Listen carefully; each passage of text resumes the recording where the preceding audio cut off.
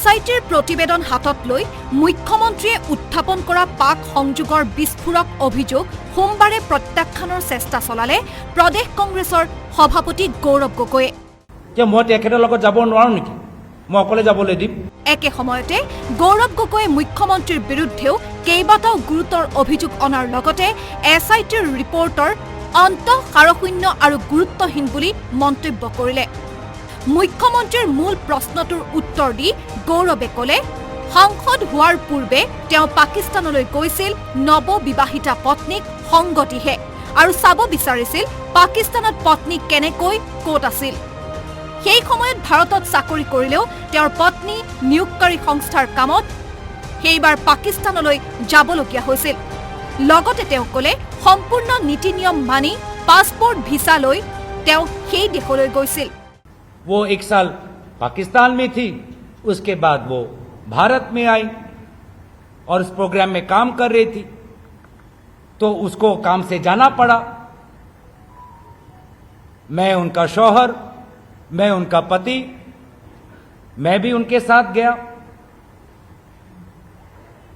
वहां जाकर हमने उनका जीवन कैसे था, जीवन कैसे कटाया, कहां वो रहती थी, कैसा उसका जीवन था, कैसे एक व्यक्ति जो विदेश की है आसिया में आके पाकिस्तान जैसे देश में कैसे अकेले रही, उससे सीखा। वो किस बाजार में जाती थी, किस पार्क में टहलती थी, कहाँ वो खाना खाती थी, कहाँ वो कपड़े खरीदती थी, वो हमने देखा। লাহোৰলৈ যোৱাৰ বাবে ভিজা লৈ পাকিস্তানত সোমোৱা গৌৰৱক পাক চৰকাৰে আতিথ্য দি ইছলামাবাদ কৰাচীলৈ যোৱাৰ সুযোগ দিছিল বুলি মুখ্যমন্ত্ৰীয়ে কৰা অভিযোগো প্ৰত্যাখ্যান কৰে গৌৰৱে। তেওঁ ক'লে, নীতি নিয়মৰ মাজেৰে ভ্ৰমণসূচী প্ৰসাৰিত কৰাৰ আবেদন কৰি তেওঁ ইছলামাবাদলৈ যোৱাৰ অনুমতি লৈছিল, কাৰণ তেওঁ তক্ষশিলা চাব বিচাৰিছিল। ইছলামাবাদৰ পৰা ৰাৱালপিণ্ডিৰ তক্ষশিলা চাই তেওঁ সেইদিনাই আকৌ ইছলামাবাদলৈ উভতি আহিছিল। আৰু হয়, আমি আগতে লাহোৰলৈ গ'লো, পিছত গৈ মোৰ মন কৰিলে তক্ষশিলা যাবলৈ। তক্ষশিলা আমাৰ ভাৰতীয় চিভিলাইজেশ্যনৰ আমাৰ আটাইতকৈ প্ৰাচীন এটা ঠাই, আৰ্কিঅলজিকেল ঠাই। মোৰ মন কৰিলে তক্ষশিলা যাবলৈ। আৰু নিয়ম অনুসৰি আমি যদি বেলেগ ঠাইলৈ যাবলৈ বিচাৰোঁ, এইটো এটা নিয়ম দেই, যে পাকিস্তানৰ পৰা কোনোবা ইয়াত আহিলে বা ইয়াৰ পৰা যদি কোনোবা পাকিস্তানলৈ গ'লে ক'ত ক'ত যাবা তুমি আগতে কৈ দিব লাগিব। তো প্ৰথম লাহোৰ, পিছত মন কৰিলে তক্ষশিলা, ইছলামাবাদত তাই কাম কৰিলে, অফিচ তাত আছে। গ'লোঁ মই তেখেতৰ লগত, বিচাৰিলোঁ অনুমতি। গোটেইখিনি তথ্যটো যেতিয়া আমি ঘূৰি আহিলোঁ, সাংসদ হ'লোঁ, সেই পাছপৰ্টৰ ডিটেইলছটো আমি মোদী চৰকাৰক দি দিলোঁ। মোদী চৰকাৰটো নিজে ষ্টেম্পবোৰ চোৱা নাই নেকি যে ক'ত ক'ত গৈছে? 2014তে গম পাই গ'ল। মোদী চৰকাৰতো কোনো আপত্তি নাই, মোদী চৰকাৰতো কোনো প্ৰশ্ন নাই।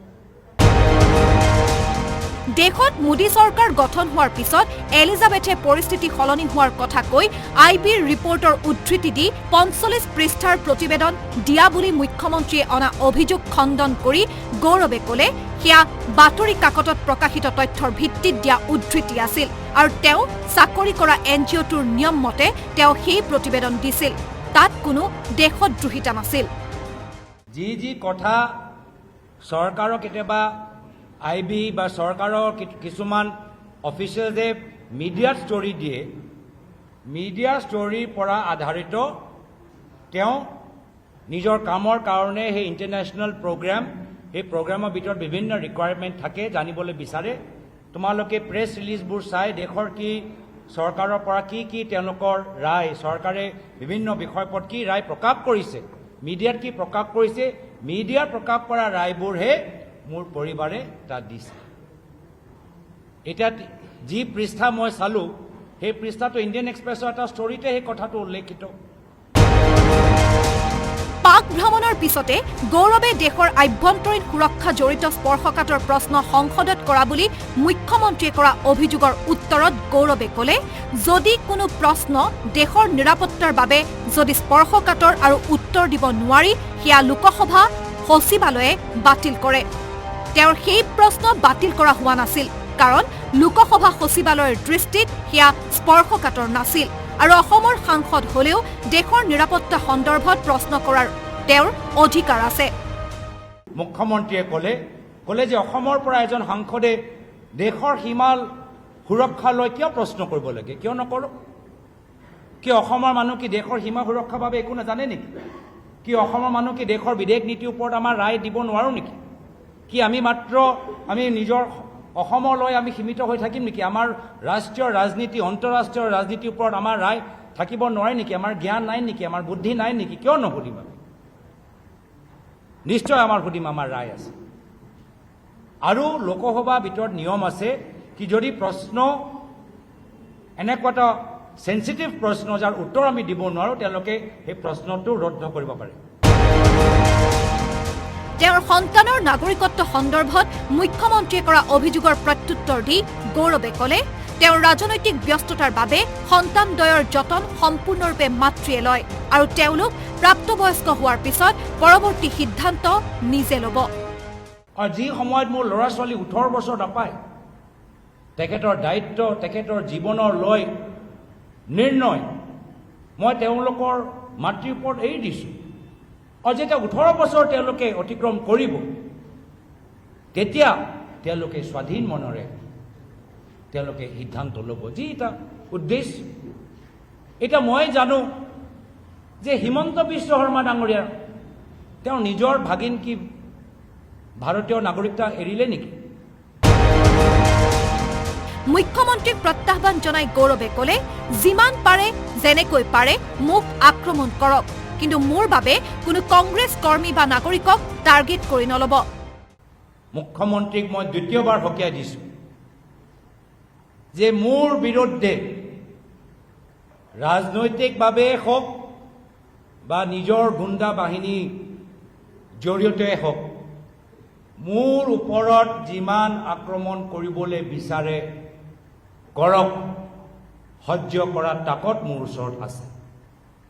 মই প্ৰয়াত তৰুণ গগৈদেৱৰ পুত্ৰ, লাচিতৰ বংশ, হিমন্ত বিশ্ব শৰ্মাৰ ৰাজনৈতিক অৰাজনৈতিক গুণ্ডা বাহিনীৰ আক্ৰমণ পৰা মই ভয় নকৰোঁ। কিন্তু যদি আমাৰ কংগ্ৰেছ দলৰ কৰ্মীৰ ওপৰত আক্ৰমণ কৰা যায়, যদি আমাৰ অসমৰ ভাৰতীয় নাগৰিকৰ ওপৰত আক্ৰমণ কৰা যায়, তেতিয়া শেষৰলৈকে মই আপোনাৰ পিছে পিছে মই থাকিম, মই এৰি নিদিওঁ।